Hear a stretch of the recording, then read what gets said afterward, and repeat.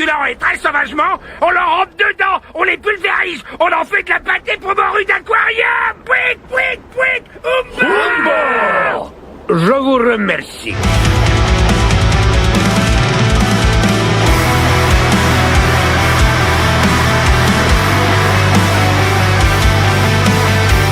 Si vous me connaissez déjà, vous savez à quel point j'ai une très mauvaise mémoire pour me rappeler des œuvres que j'ai vues au travers des années.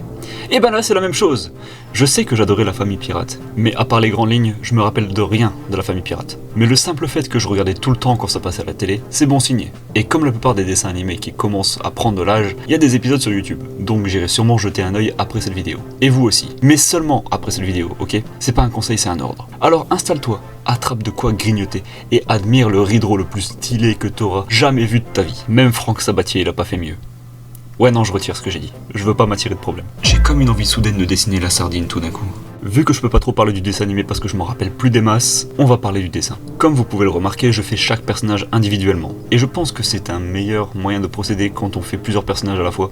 Là, pour Victor McBernick, j'ai voulu garder son côté mastoc, sympa, mais aussi le fait que quand tu le vois, tu sais que si tu le pousses un peu trop loin, tu vas entendre parler de lui. J'aime bien l'apparence que je vais donner. Il a des mains immenses et je me demande vraiment comment il enfile son t-shirt. Ça a pas été record sur le moment, mais par la suite, je vais ajouter des poils sur les bras, les doigts et les jambes, et ça sublime le tout, je trouve, parce que c'est quand même un pirate, tu vois.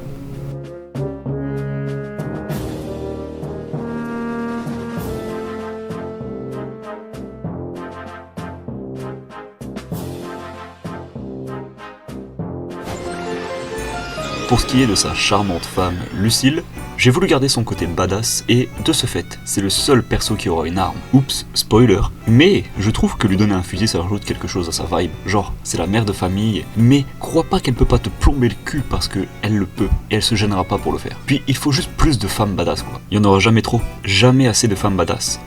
Ouais. Sinon pour ma technique, en vrai rien de bien fou. Comme vous pouvez le remarquer pour le line art, j'utilise le pinceau texturisé, qui est vraiment, je pense, mon pinceau préféré, parce que ça donne un aspect granuleux au trait, et j'aime bien, c'est pas trop net, c'est pas trop dégueu, c'est le parfait équilibre entre la bonne brush qu'il faut, tu vois, et ça j'aime beaucoup trop. Mais voilà, c'est plus ou moins tout ce que j'ai à dire sur Lucille. On se retrouve après pour le prochain perso.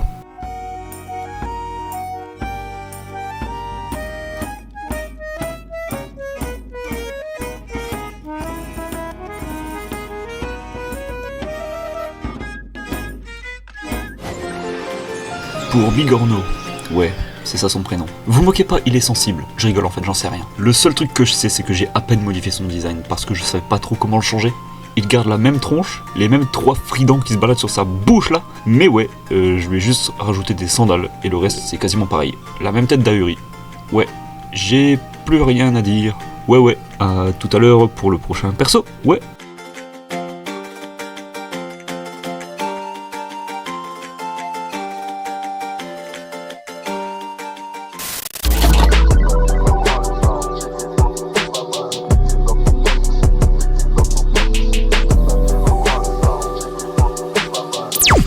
Scampi, j'avais pas réellement d'idée non plus, son design est quand même suffisamment modifié pour éviter que ça colle trop au design original, et qu'au final ça fasse l'effet Bigorneau quoi.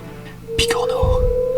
Je savais pas trop quelle attitude lui donner, donc j'ai fait ce qui me paraissait le plus propice pour une adolescente qui a un petit frère d'apparence turbulente. Je lui ai fait croiser les bras et regarder d'un air un peu médisant, mais pas trop. Il y a un peu d'inquiétude dans son regard, elle a l'air mi-fermée, mi-confiante. Je pense que c'est une bonne représentation de sa personnalité, mais encore une fois, mes souvenirs du dessin animé sont flous.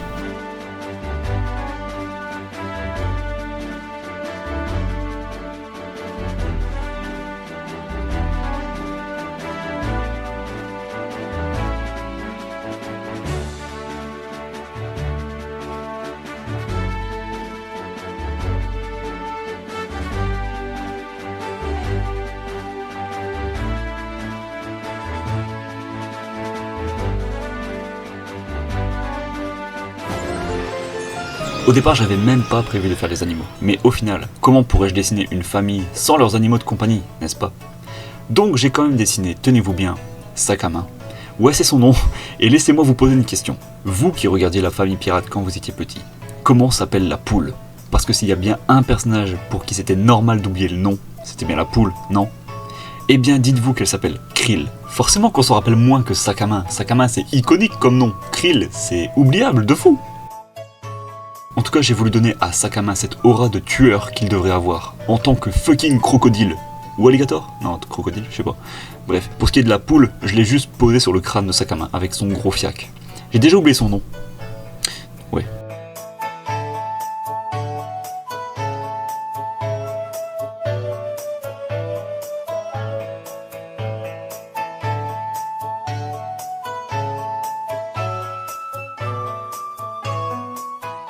La famille pirate, Redrawn. Ok, alors voilà la famille pirate 20 ans après. Qu'est-ce que vous en dites? J'ai vraiment aimé les redessiner. Je pense avoir fait un assez bon boulot, à part pour Bigorneau. Mais dans l'ensemble, c'est plutôt cool. Dites-moi ce que vous en pensez en commentaire et dites-moi qui devrait être le prochain à se faire redessiner. Cliquez sur tous les boutons de ma chaîne, wesh!